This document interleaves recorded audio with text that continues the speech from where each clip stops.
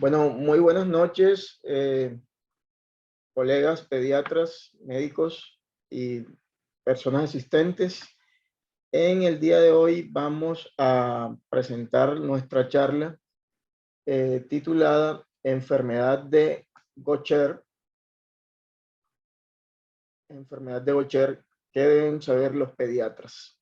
La charla está a cargo de la doctora Aislinn González. La doctora Aislinn es médico de la Universidad del SINU, pediatra y hematoncóloga pediatra de la Universidad de Buenos Aires, y actualmente trabaja en el grupo de hematoncología pediátrica del Hospital Infantil Napoleón Franco Pareja, Casa del Niño, y además es hematóloga pediatra del Hospital Naval de Cartagena. Doctora Aislinn, buenas noches, bienvenido.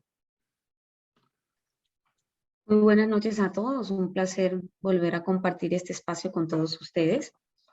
Y bueno, vamos a empezar. ¿Qué debe saber el pediatra sobre enfermedad de Gaucher?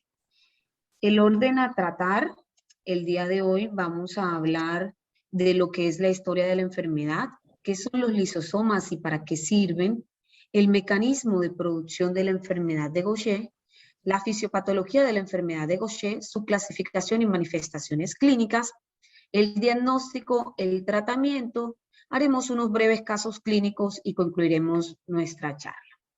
Y para comenzar a hablar de la historia de la enfermedad, tenemos que hablar del doctor Felipe Gaucher, que en 1882, perdónenme un segundito aquí, es que tengo, ahí, en su tesis doctoral,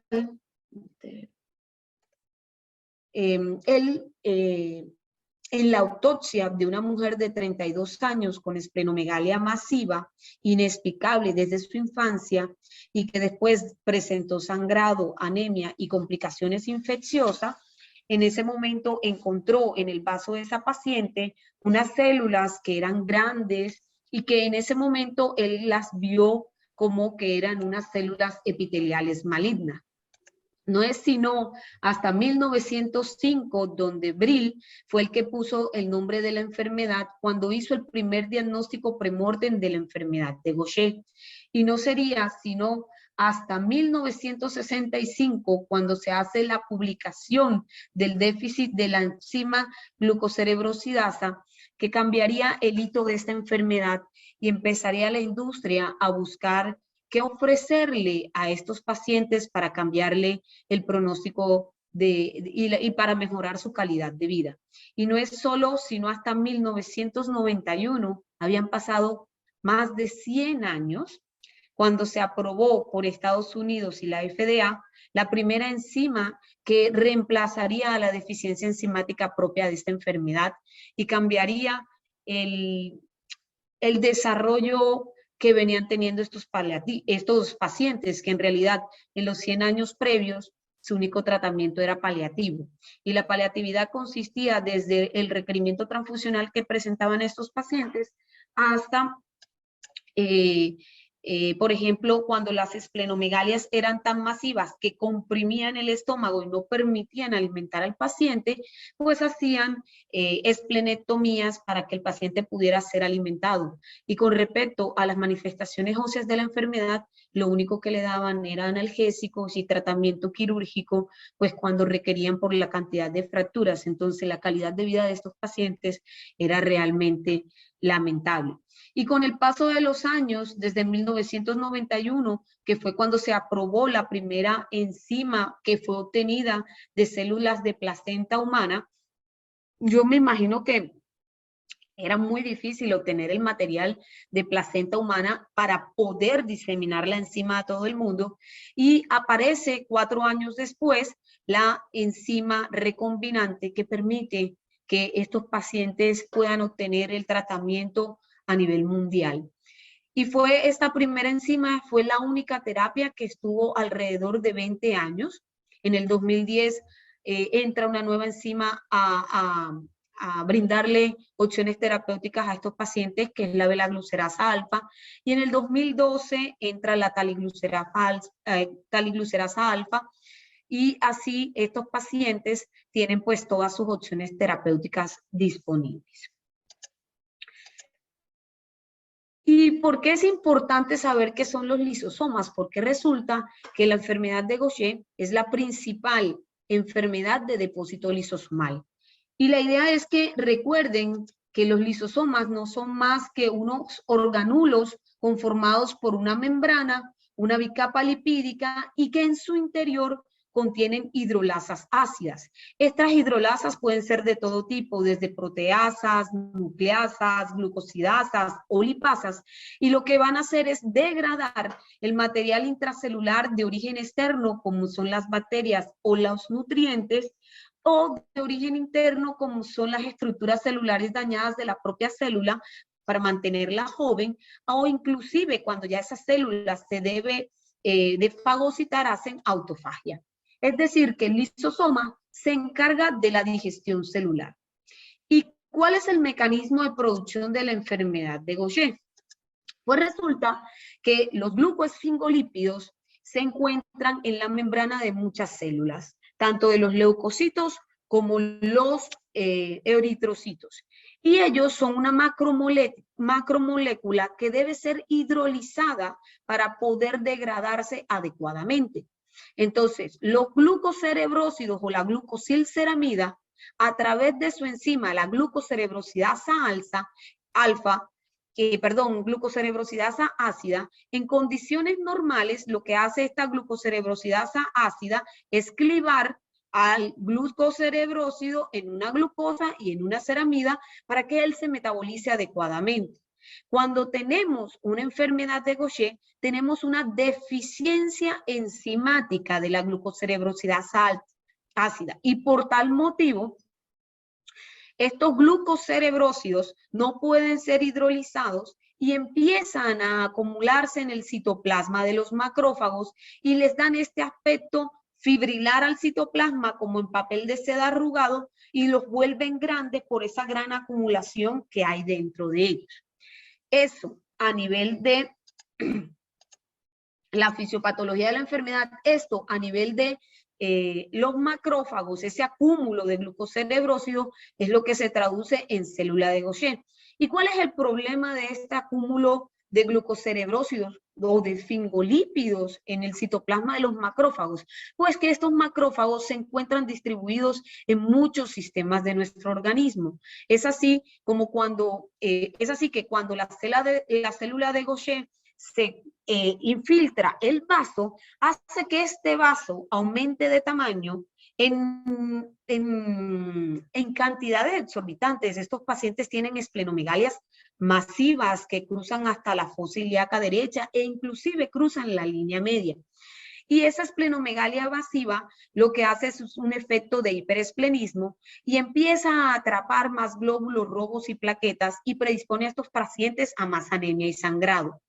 Esto mismo, traducido en la médula ósea, esos macrófagos cargados de esfingolípidos, lo que hacen es invadir la médula ósea y no dejan que esa médula ósea produzca glóbulos rojos y plaquetas y predispone también a la anemia y el sangrado. Si esa médula ósea está infiltrada de glucocerebrósido, a nivel del hueso, lo que va a haber es una expansión ósea, porque hay una médula ósea infiltrada, va a haber un sistema de resorción ósea alterado y estos pacientes van a tener predisposición a dolor, fractura, infección, infarto óseo y deformidades.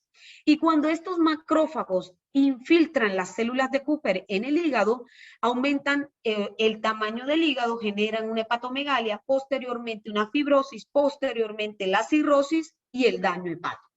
Y esto en la enfermedad de Gaucher tipo 2 y tipo 3, que tienen un componente neuropático claramente establecido, va a generar a nivel cerebral un retraso neurológico grave con manifestaciones que pueden ir desde solo manifestaciones oculares hasta epilepsias mioclónicas, hasta opistótonos y hasta la muerte.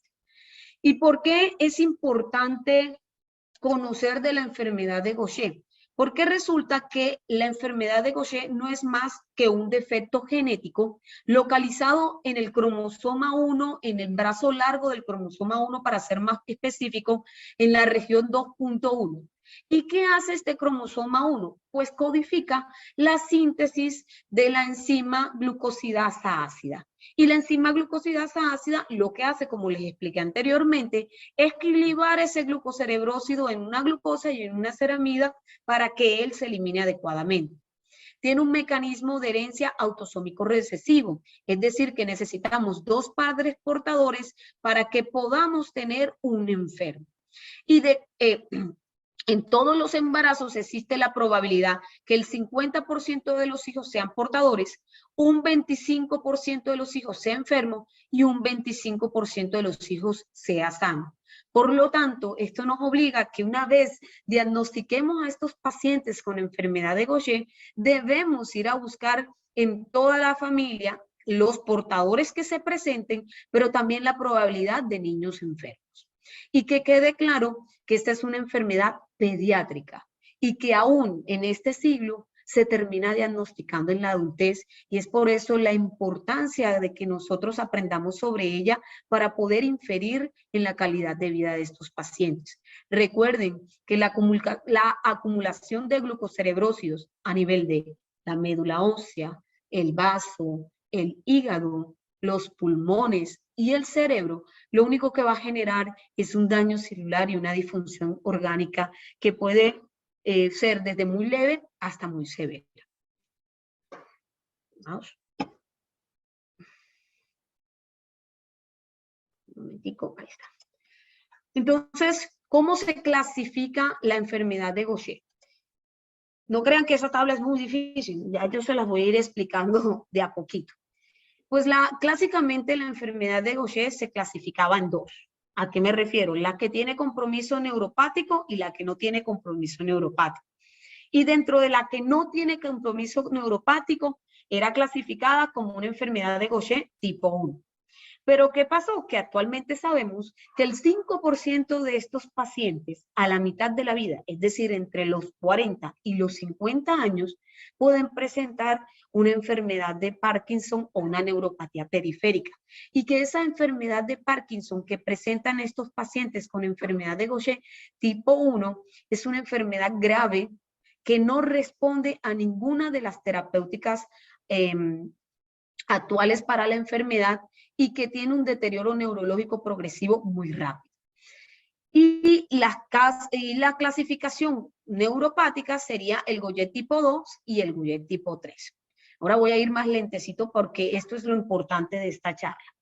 Entonces, el Gaucher tipo 1 es el 80% de los pacientes diagnosticados con enfermedad de Gaucher. Y entre el tipo 2 y el tipo 3 tenemos el 10% restante, siendo el tipo 3 más frecuente inclusive que el tipo 2. Entonces, el tipo 1 se va a dividir en 2. El que debuta asintomático y que no tiene ningún compromiso ni visceral, ni óseo, ni hematológico, y el que tiene síntomas. Entonces, el genotipo asociado con la enfermedad de Gaucher tipo 1 por excelencia es el N370S. Y es importante que lo recordemos porque es obligatorio hacer el estudio molecular en los pacientes con enfermedad de Gaucher, porque esto nos permite inferir un poco el pronóstico. Si bien es claro, y ahorita se los voy a explicar, que aún teniendo este genotipo con el fenotipo tan variable de la enfermedad, a veces la correlación genotipo-fenotipo es muy difícil de establecer. Entonces, el genotipo asociado es el N370S. Y los pacientes que van a ser sintomáticos se caracterizan por 3 cosas básicamente. Lo primero, gran visceromegalias. Y esas visceromegalias se traducen en hiperesplenismo, mayor riesgo de sangrado, tendencia a el dolor y las crisis óseas y retardo en el crecimiento pondoestatural. Pueden tener compromiso óseo que puede ser muy leve o muy severo y raramente involucran los pulmones, aunque hay casos reportados de compromiso severo a nivel pulmonar. Y serán estos pacientes los que se beneficien de la terapia de reemplazo enzimático. Los tipo 2, la enfermedad de Gaucher tipo 2, es la que se conoce con el nombre de enfermedad de Gaucher con neuropatía aguda, que tiene dos presentaciones, una presentación neonatal y fulminante y una presentación infantil temprana. La presentación neonatal generalmente son los pacientes que debutan con hidrofetalis o ictiosis neonatal y que nacen y fallecen en las primeras horas de vida. Y la infantil temprana se caracteriza por un compromiso neuropático agudo. Son esos pacientes que, al igual que los pacientes con enfermedad de Gaucher tipo 1, tienen un abdomen predominante, tienen trombocitopenia porque tienen compromiso de las líneas celulares, pero adicionalmente a eso presentan parálisis vulvar, opistótonos, estrabismo, disfagia, son estos bebés que nacen con artrogriposis o que presentan apraxia oculomotora. Y generalmente estos pacientes van a fallecer alrededor de los 2 años de vida. En este tipo de pacientes, la terapia de reemplazo enzimático no funciona. ¿Por qué? Porque no atraviesa la barrera hematoencefálica y no puede frenar el compromiso neuropático agudo que manifiestan estos pacientes. Por lo tanto, el tratamiento que les podemos ofrecer es netamente de características paliativas, que incluyen alimentación por sonda nasogástrica o gastrostomía o traqueostomía en los pacientes con disfagia, y que estos tratamientos de tipo paliativo puede que ayuden a prolongar un poco la vida.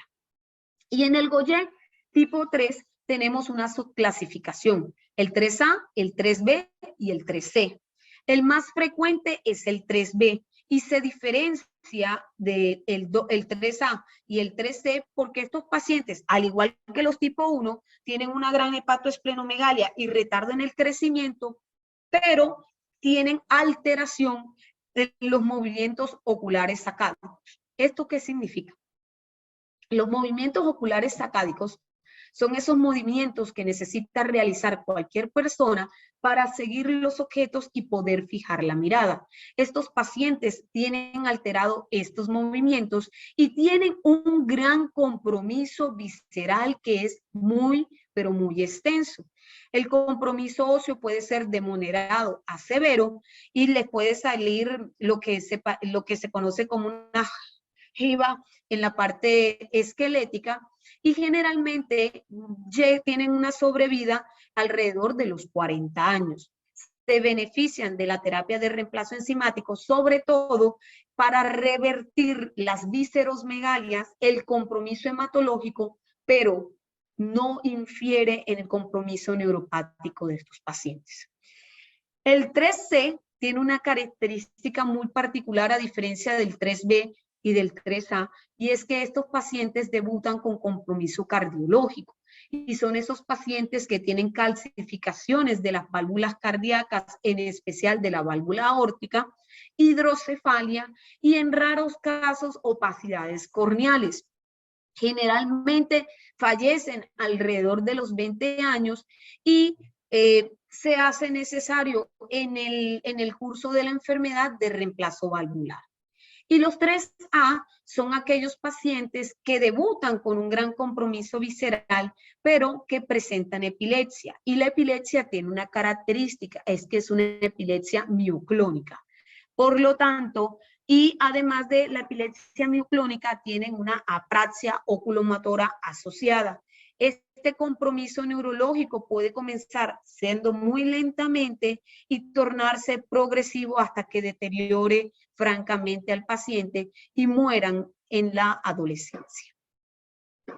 Una vez teniendo un poco claro los tipos de enfermedad de Gaucher que tenemos disponible, tenemos que entender que la enfermedad de Gaucher tiene un fenotipo de presentación muy variable.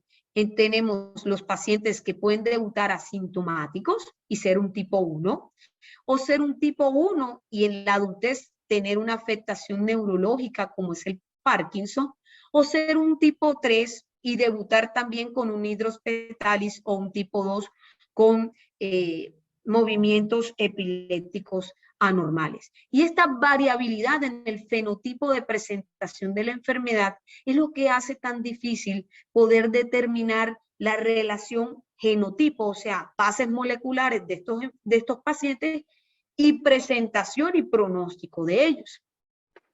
Entonces, ¿qué tenemos que recordar nosotros? Que el 90% de los pacientes con enfermedad de Gaucher tipo 1, que son el 80% de los pacientes diagnosticados con enfermedad de Gaucher, van a debutar con visceromegalias y que esas visceromegalias pueden ser hepatomegalia o esplenomegalia. Que la segunda característica muy importante es que tienen compromiso de las líneas celulares. En un 50% de los pacientes van a debutar con trombocitopenia o con anemia. Y la tercera característica importante de la enfermedad de Gaucher tipo 1 es el compromiso óseo, que se puede ver evidenciado como la deformidad en matraz de Erlenmeyer, que no es más, ahorita les voy a mostrar una foto que es mucho más diciente que este muñequito, que no es más que la ampliación de las epífisis distales de los huesos largos por la infiltración de la médula ósea de esos glucocerebrósidos que hacen que estos pacientes cursen con osteopenia, doloroso, fracturas patológicas y en el 30% de los pacientes con retraso del crecimiento. Es así como tenemos pacientes con enfermedad de Gaucher tipo 2, como este bebé, que es un hidrofetalis, y como pueden ver, la característica bien importante es este abdomen prominente que tiene este hidrox, muy probablemente por las visceromegalias masivas. O, por ejemplo, nos puede llegar un paciente ya pediátrico con este abdomen prominente que, si ustedes lo miran detenidamente, el flanco izquierdo es más prominente que el derecho porque el vaso cruza hasta la fosa ilíaca y atraviesa la línea media. O puede debutar como este niño, llegar a la consulta, y fíjense bien en esta mirada, porque esta mirada es la característica de la apraxia oculomotora típica de la enfermedad de Gaucher con compromiso neuropático CA2 o 3. O pueden debutar como este bebé con posturas de opistótonos, como es en la enfermedad de Gaucher tipo 2, o con alteración de los movimientos sacádicos de los ojos y en presentar estrabismos horizontales, o pueden debutar con una ictiosis neonatal, que esto es lo que se llama un bebé de colodón, que lo que quiere decir es que esta piel agrietada y arrugada parece un bebé envuelto como en papel celofán, y por eso le dicen bebé de colodión.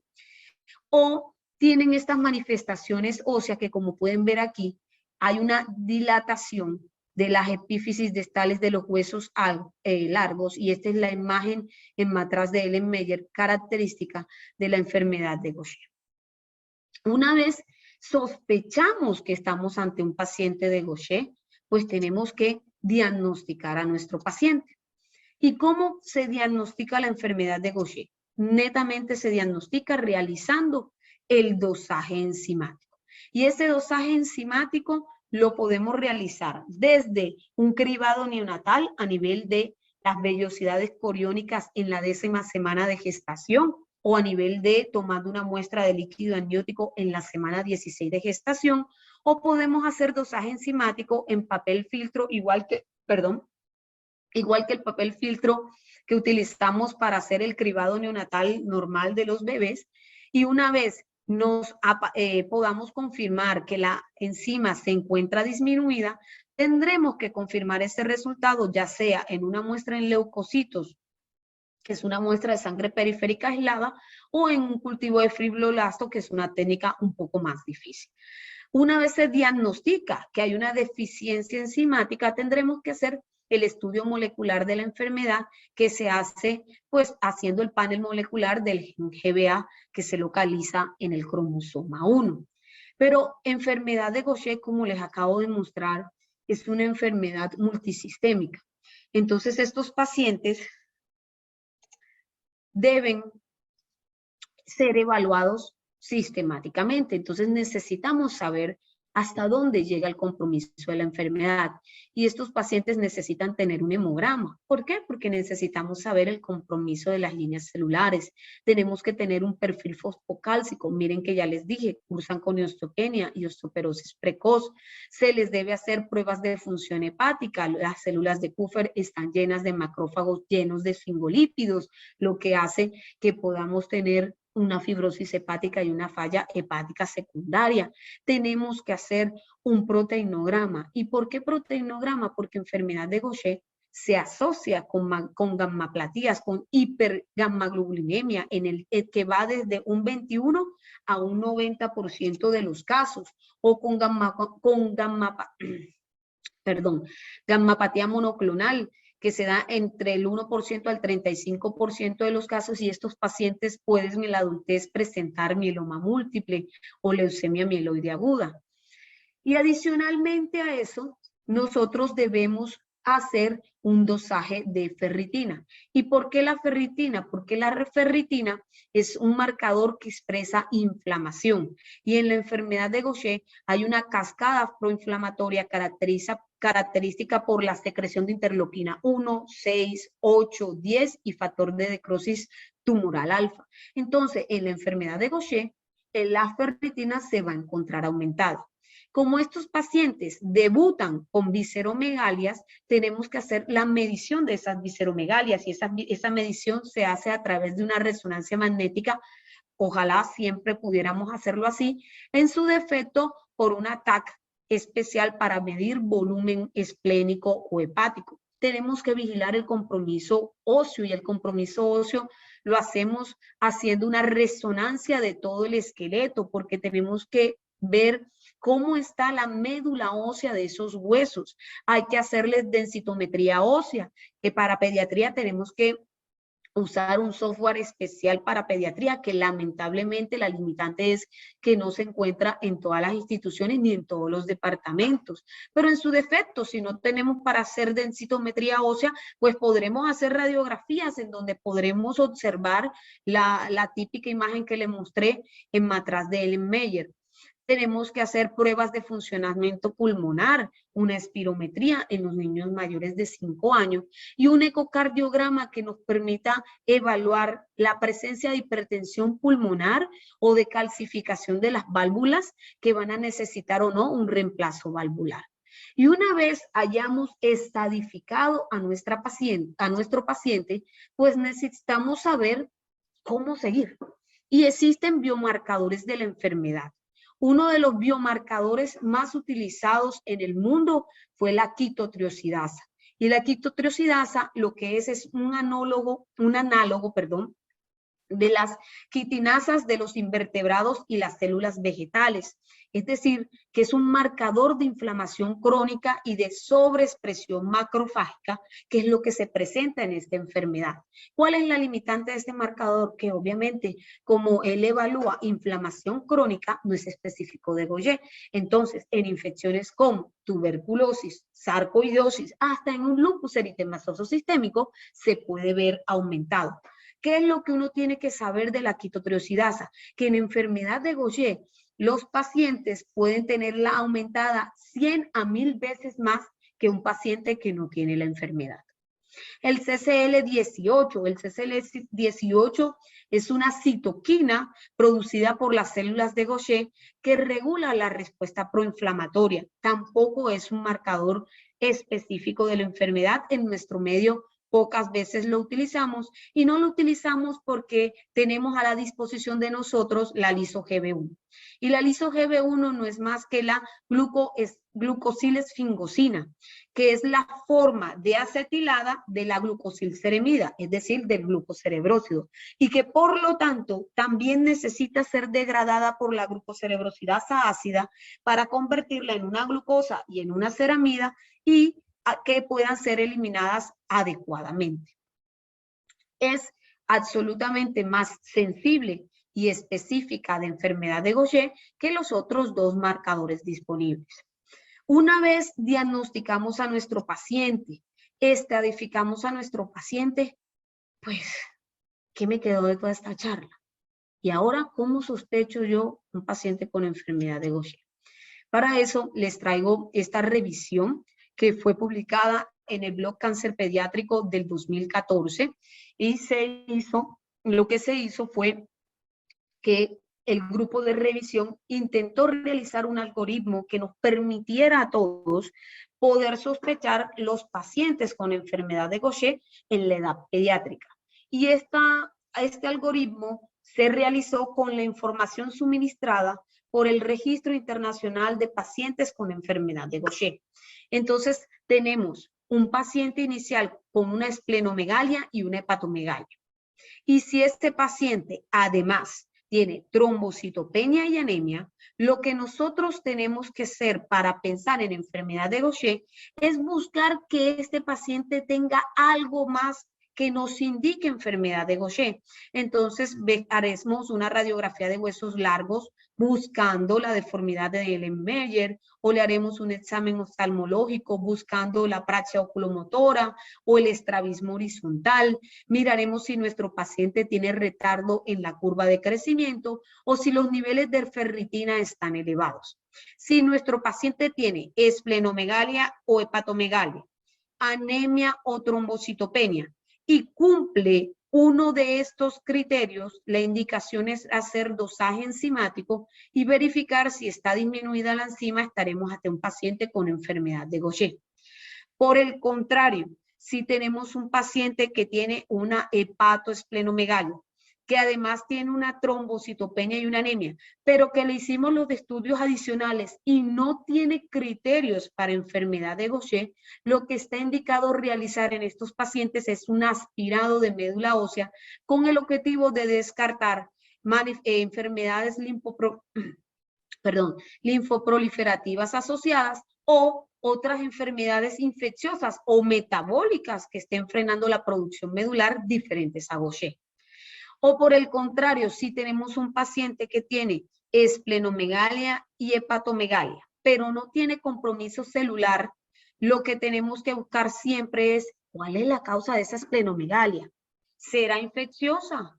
¿Será por una enfermedad de depósito? Si está así, perfecto, habrá que hacer una biopsia de médula ósea. Si esa biopsia de médula ósea nos arroja el diagnóstico, coronamos. Si la biopsia de médula ósea no nos ayuda, lo que tendremos que buscar es si tiene si tiene signos de sospecha de enfermedad de Gaucher para poder hacer el dosaje enzimático. Y este algoritmo lo que nos dice en realidad es que para diagnosticar una enfermedad de Gaucher no es necesario una biopsia de médula ósea. Con una buena historia clínica y la sospecha basada en las características clínicas de nuestros pacientes, los vamos a poder diagnosticar.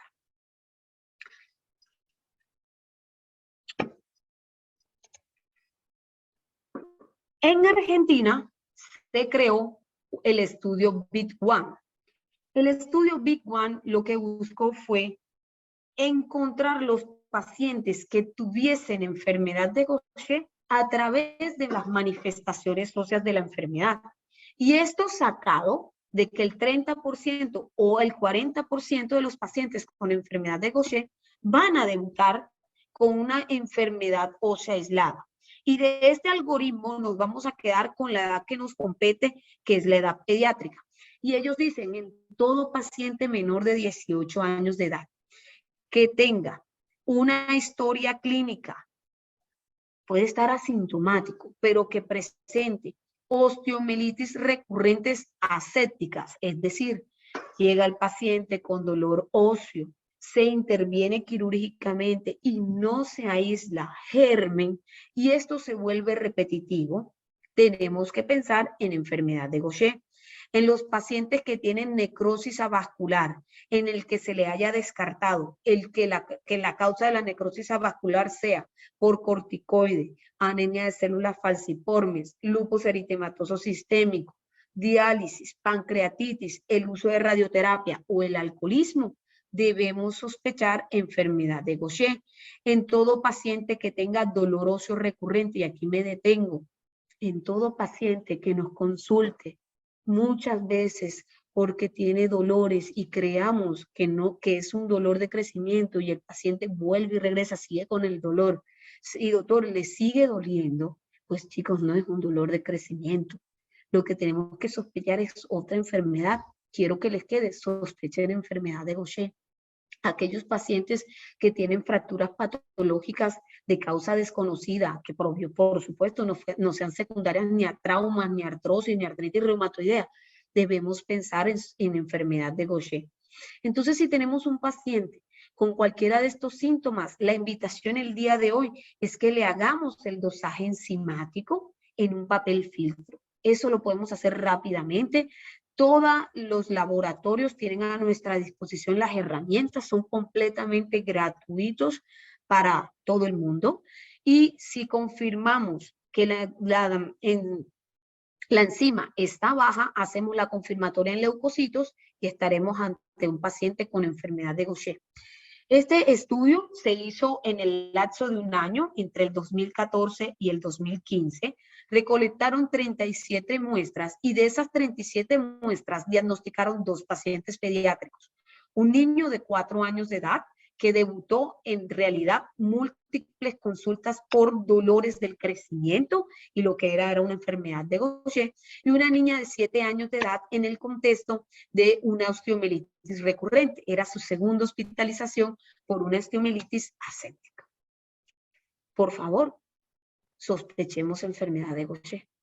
Y una vez pues sospechamos la enfermedad, la diagnosticamos, cómo tratamos la enfermedad. Y para eso tenemos varias opciones terapéuticas. Para pediatría, de esas opciones terapéuticas, solamente tenemos indicado la terapia de reemplazo enzimático. Actualmente contamos con 3 enzimas disponibles. Aquí están organizadas por año de aprobación, en realidad por orden de aprobación: imiglucerasa, belaglucerasa alfa y taliglucerasa alfa. Todas han demostrado buena respuesta en el control del tamaño de las visceromegalias, buena respuesta en recuperar las citopenias y buena respuesta en evitar las complicaciones óseas y posterior deterioro de la calidad de vida de los pacientes. Pero que les quede claro, la enfermedad de Gaucher es una enfermedad crónica. Por tal motivo, el tratamiento es para toda la vida y la respuesta que se obtiene con las enzimas de reemplazo, con la terapia de reemplazo enzimático, es una respuesta que se empieza a ver en realidad a partir del 6º mes de las infusiones y que podemos evaluar, sí, cada 3 meses, pero los resultados han evidenciado que a partir del 6º mes es donde se empiezan a ver las respuestas y que incluso hasta los 24 meses debemos esperar para pensar en que no está funcionando. Y la terapia apareció, y la terapia de reducción de sustrato lo que hace es que se encarga de inhibir la actividad de la glucosilmetiltransferasa. ¿Quién es la glucosilmetiltransferasa? Es la enzima que regula el paso de cerebrócido a glucocerebrócido. Entonces, lo que hacen es, producen menos glucocerebrócido. Por lo tanto, esa pequeña cantidad de enzimas que queda disponible en el citoplasma o en el lisosoma puede degradar esa pequeña cantidad de glucocerebrócidos y hacer que se eliminen adecuadamente. En pediatría no tienen su uso, por lo tanto no voy a hablar sobre esto. Y actualmente tenemos la terapia con chaperonas moleculares. Esto está en investigación. ¿Y qué son las chaperonas moleculares? Las chaperonas moleculares son pequeñas moléculas que acompañan a algunas proteínas a lo largo de su migración, desde el retículo endoplásmico al aparato de Golgi y al interior de los lisosomas, incrementando la estabilidad y previniendo la degradación proteosómica de estas proteínas. De este modo, esas enzimas inestables por su constitución van a poder entrar al lisosoma y ejercer ahí la acción.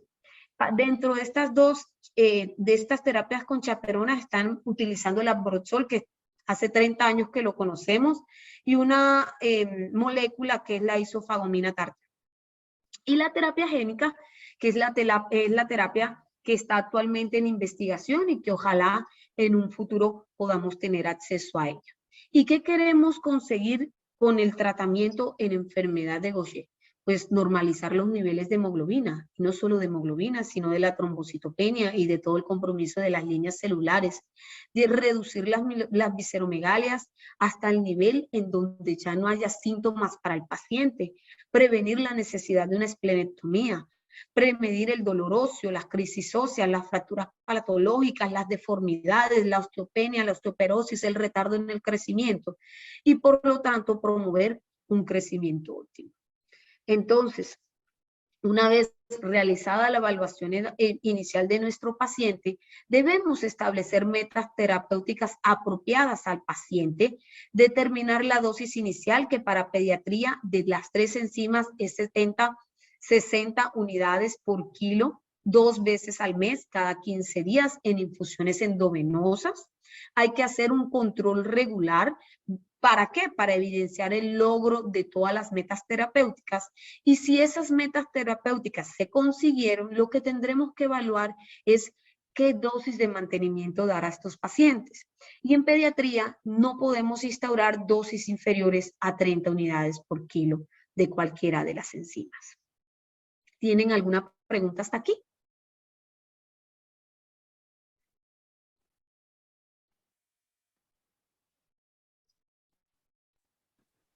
Muchas gracias, doctora, por su charla muy completa.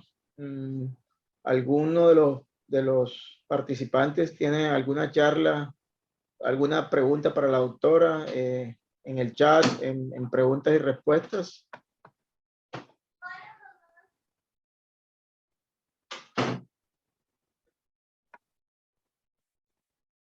Doctora, no, hasta ahora no tenemos ninguna pregunta.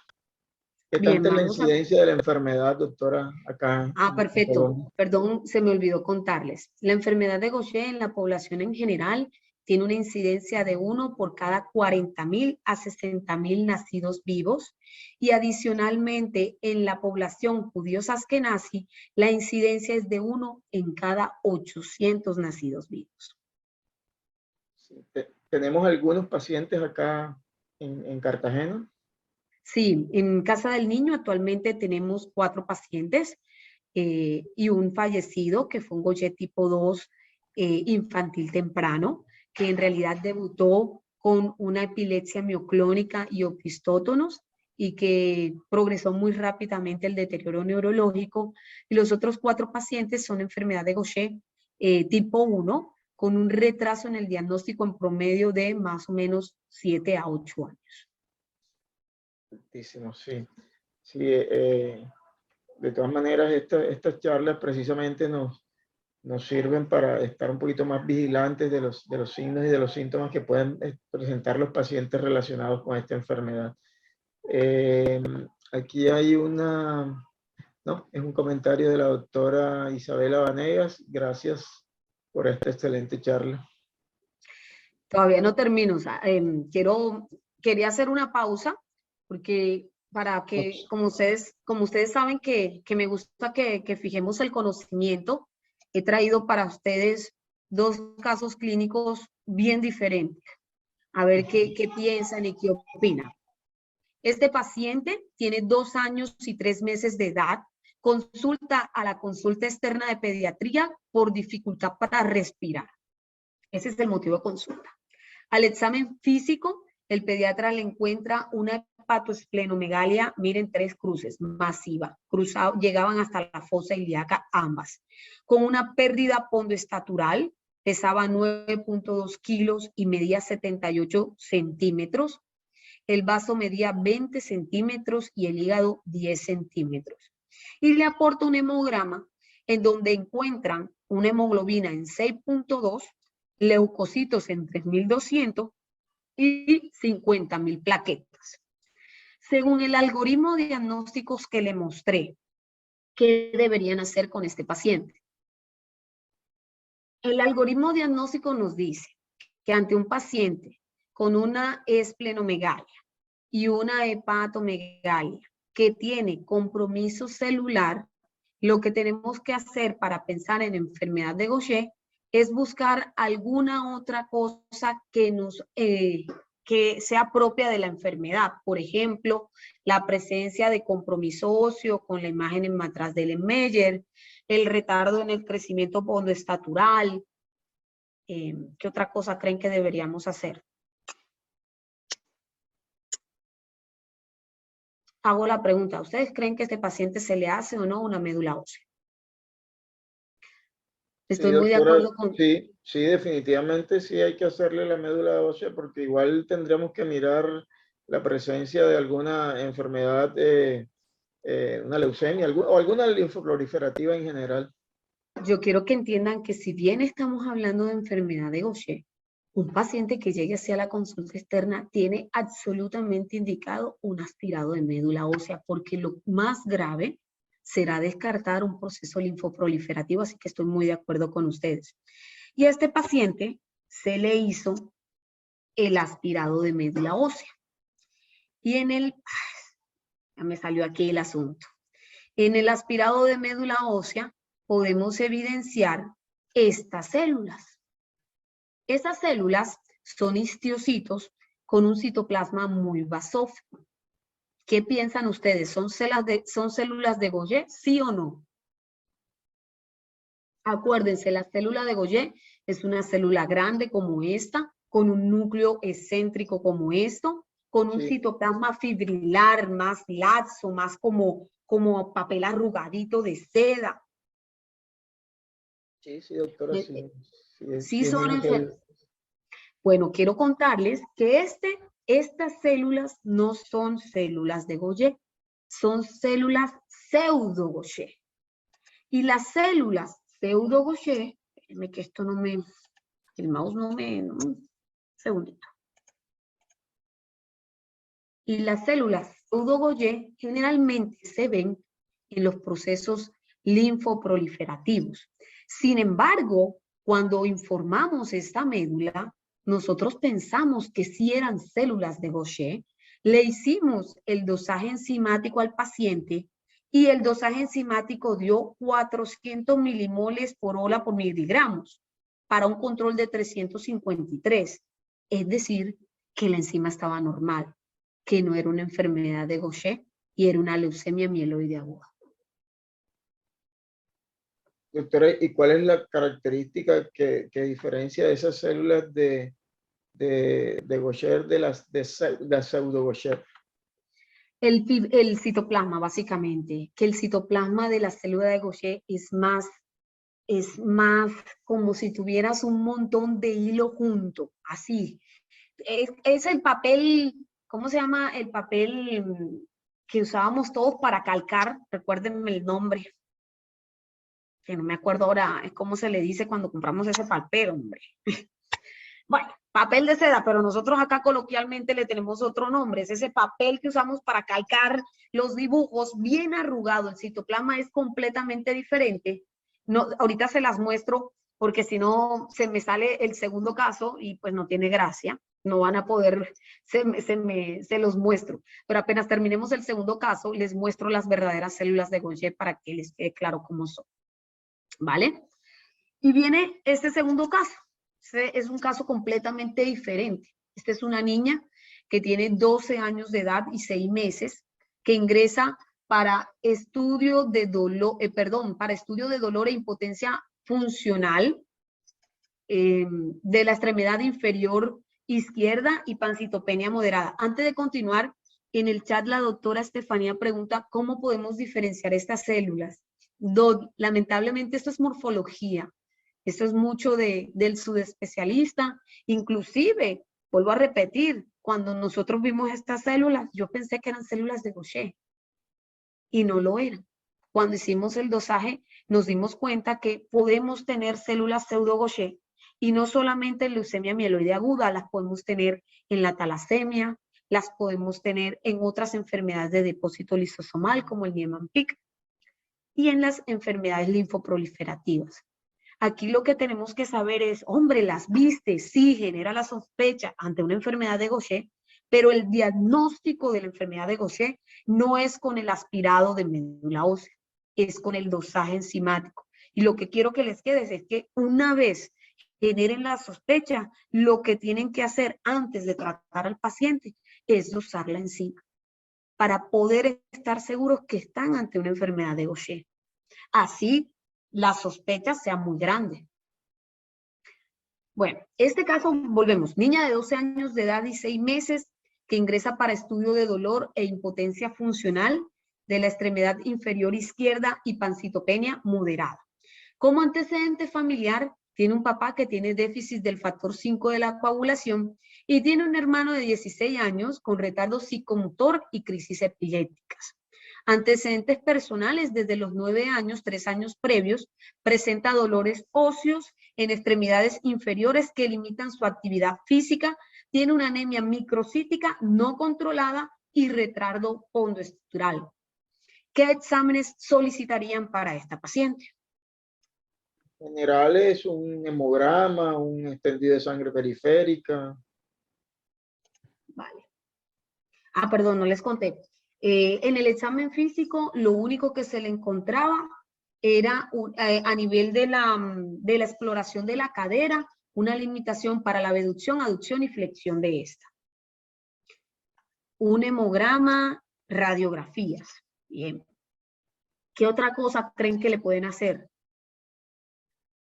El hemograma muestra esto. Una anemia microcítica, hipocrómica, arregenerativa, una ligera, si quieren considerar la leucopenia, y unas plaquetas en 100.000, con prolongación de los tiempos de coagulación y un factor 5 en parámetros normales por el antecedente paterno que tenía esta niña. Me dicen perfil ferrocinético, fosfatasa alcalina y radiografía de huesos largos. Bueno, a esta paciente le hicimos una fosfatasa que dio 31 unidades, el colesterol y los triglicéridos estaban bien, urea y creatinina normal, el metabolismo del hierro y la electroforesis de hemoglobina fue normal, el ecocardiograma fue normal, la ecografía abdominal mostró una ligera esplenomegalia, nada más, y la TAC de abdomen era normal. Lo que sí mostró en la radiografía es que tenía una necrosis avascular, isquémica, de la epífisis del fémur derecho, sobre tabulación y ensanchamiento metafisario de ambos fémures, junto con un patrón osteoescleroso, adelgazamiento cortical de las tibias y patrón mixto lítico y esclerósico en una imagen típica que se llama burbujas de jabón en ambas rodillas. ¿Qué piensan hasta aquí? Para que les quede más claro, estas son las radiografías de la paciente. ¿Qué observan? Aquí podemos ver, por ejemplo, la necrosis avascular del fémur que tiene. Miren que la cabeza femoral derecha tiene su circunferencia completa. Esta está completamente achatada. La relación del espacio articular está completamente disminuida. Miren la densidad de este hueso y miren este fémur. Y miren las tibias. Miren este patrón esclerótico que tiene. Con esta dilatación de las metáfisis distales del fémur. ¿Qué le harían a esta paciente? Dosaje enzimático. Esta va a salir un poquito rápida todo. Uy, ¿qué pasó? Un momentico, ya voy. Le hicimos el dosaje enzimático y nos dio que tiene una actividad enzimática de la glucocerebrosidasa en 26.7 para un control de 353. Eso es una enzima disminuida, por lo tanto estamos ante una enfermedad de Gaucher. Le hicimos las mutaciones genéticas y en el GBA de esta paciente tiene una mutación N37S que es típica del Gaucher tipo 1 y tiene una L444P en heterocigosis que es típica del Gaucher tipo 3. ¿Cómo clasificarían ustedes a esta paciente? Teniendo en cuenta los antecedentes personales. ¿Y qué tendrían que hacer con el resto de la familia? Estefanía me dice, doctora, podríamos hacer el estudio del hermano. Vale. Pero primero díganme cómo lo clasifican. ¿Es un 1 o es un 3? Aldo me dice de los padres. Que no se los muestro porque en la siguiente ya les doy el diagnóstico y después les voy a mostrar el perfil genético tanto de los padres como del hermano. ¿Es un 1 o es un 3? Acuérdense que el Gaucher tipo 3 tiene compromiso neuropático y esta paciente no lo tiene. ¿Qué tienes que hacer? Y además está en heterocigosis, no en homocigosis. ¿Qué hay que hacer? Seguirla en el tiempo. Esta es a la paciente a quien le van a mandar unas pruebas sensorio-auditivas, porque la hipoacusia central es propia de compromiso neurológico. O por ejemplo, esta paciente en realidad tiene el diagnóstico de enfermedad de Gaucher tipo 1 con afectación ósea. Y le hicimos el estudio a la mamá. Y la mamá era portadora de la típica de tipo 1 y el papá de la típica de tipo 3. Y miren el hermano. Igual que ella. Y si recuerdan en los antecedentes, este niño tiene crisis epilépticas y retardo. Él es un tipo 3. Ella es un tipo 1. El biomarcador no es de utilidad para diferenciar los tipos de Gaucher, doctora Estefanía. Es un biomarcador que nos permite evaluar actividad de la enfermedad, qué tanta inflamación hay y respuesta al tratamiento, porque una vez instaurada la terapia de reemplazo enzimático, el liso-GB1 va a bajar notablemente y tú vas a poder determinar si tu paciente responde o no, fuera de, obviamente, todas las otras metas terapéuticas que tenemos con estos pacientes. Para concluir, les traje esta foto. Y esta foto, lo único que les quiero decir es que si generamos un mayor conocimiento y mejor entendimiento de las manifestaciones clínicas de la enfermedad, haremos que este trastorno, que es visto como una enfermedad huérfana, comience a ser parte de un estudio médico rutinario, lo que va a repercutir en el diagnóstico temprano de los pacientes y, como pueden ver en estas fotografías, mejorará la calidad de vida de cada uno de ellos y tendremos pacientes con una apariencia física normal y con compromisos orgánicos cero. Si existe un registro de las mutaciones de Gaucher que describa, en enfermedad de Gaucher existe el registro internacional de Gaucher que tiene más, acaba de hacer hace unos años la publicación de 20 años de experiencia con imiglucerasa como única terapia de reemplazo, y de este registro es que hemos aprendido de esta enfermedad y hemos sacado toda la información que tenemos hasta ahora. Los genotipos, como les dije, como el fenotipo de la enfermedad es muy variable, que va desde asintomático hasta un hidrofetalis, relacionar genotipo-fenotipo es muy difícil, pero lo que sí sabemos es que mutaciones como el 30S son típicas de la tipo 1 y que la mutación L44P está asociada a compromiso neuropático. Las otras las tendremos que evaluar con la clínica de cada uno de nuestros pacientes. Muchísimas gracias.